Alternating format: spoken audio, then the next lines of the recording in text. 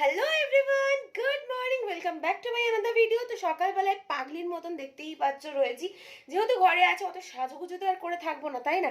তো যাই হোক, চলে এসেছি রান্নাঘরে। আজকে আমি কেন রান্নাঘরে, আসলে আমার ইচ্ছা হলো, মা এখন কাটাকাটি করছে, তো আমি বললাম যে এই যে এইগুলো একটু ভাজাভাজি করে দিই। তো আজকে তো সানডে, তাই জন্য ঘরে আছি, তাই জন্য ভাবলাম মাকে একটুখানি হেল্প করে দিই। হেল্প মানে কি, একটু জাস্ট আমি একটু রান্নাঘরে এসে একটু কাজ করে দিলাম, আর আমারও টাইম পাস হয়ে গেল, এটাই হচ্ছে ব্যাপার।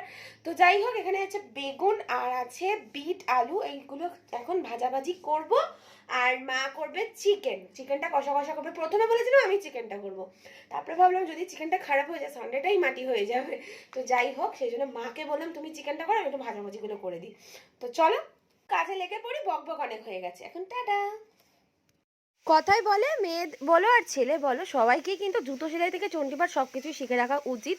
কখন কোনটা কাজে লেগে যাবে কোনো তো ঠিক ঠিকানা নেই। তো যাই হোক, আমার তো সময় হয়ে ওঠে না, সেই কারণে হয়তো আমি রান্নাঘরে ঢুকতে পারি না বা মাকে হেল্প করতে পারি না। কারণ সকালবেলায় জিমে যাই, জিম থেকে এসে আবার অফিসের জন্য দৌড়াদৌড়ি, অফিস থেকে ফিরি সেই 8টা সাড়ে 8টা বেজে যায়।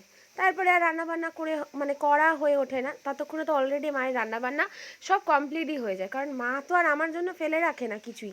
তো যাই হোক, আর এমনিতেও আমার খুব একটা রান্নাঘরের প্রতি টানটা নেই, কিন্তু তাও খেতে খুব ভালোবাসি। যাই হোক, কিন্তু শিখতে তো হবেই সবটাই, তো সেই জন্য একটু একটু মাঝে মাঝে এবার থেকে ভেবেছি চেষ্টা করব মায়ের হাতাহাতি ছুটির দিনগুলোতে একটুখানি করে ট্রাই করব টুকটাক জিনিস, তাহলে শিখেও যাব। আর কারণ মুখে মুখে বললে হয় না, জানো তো, যখন তুমি হাতে নিজে হাতে করবে সেটা হচ্ছে শেখা, আসল শেখা। মানে ওই মানে মা বলে বলে দিল আর ওই রকমভাবে করলাম বা পরে করব ভেবে রেখে দিলাম, ওই রকমভাবে রান্না শেখা হয় না বা রান্না করা হয় না। যে কোনো কাজ নিজে হাতে করলে তবেই সেটাকে শেখা বলে। তো যাই হোক, এটা তো সামান্য ভাজাভাজি ছিল, তো সেটা তো আর অন্য কিছু ব্যাপার না, নুন হলুদ লঙ্কা দিয়ে ভেজে নিয়েছি, এই আর কি। তো তার মধ্যেও গন্ডগোল করছিলাম, কারণ অনেক দিন পরে রান্নাঘরে ঢুকেছি, হাতে ছ্যাঁকাও খেয়ে গেলাম। যাই হোক, কিছু করার নেই, অনেক দিন পরে রান্নাঘরে ঢুকলে মানুষের এরকমই হয়। কিন্তু এইবার থেকে ভেবে রেখেছি ছুটি ছাটার দিনগুলোতে মাঝে মাঝে টুকটাক ঢুকবো, যাতে কিছু কিছু রান্না মায়ের থেকে শিখে নিতে পারি, আর নিজে হাতে করব যাতে সেটা একদম মানে কি বলবো, প্রপার হয় জিনিসটা, তাই না? তো এইভাবেই আলু বিটটা ভেজে নিয়েছি।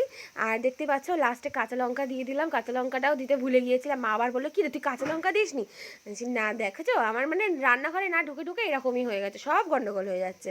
তো যাই হোক, আজকে তো শুধু এইটুখানি ভাজাভাজি করেছি, আর তাই জন্য তোমাদের সাথে শেয়ার করে দিলাম। আর নেক্সট ভিডিওতে দেখা হবে। আর মা তো চিকেনটা করছে, চিকেনের লুক তোমাদের সঙ্গে অবশ্যই শেয়ার করব নেক্সট ভিডিওতে। আজকের মতো টাটা, বাই বাই, সবাই খুব ভালো থেকো, সুস্থ থেকো আর সাবধানে থেকো।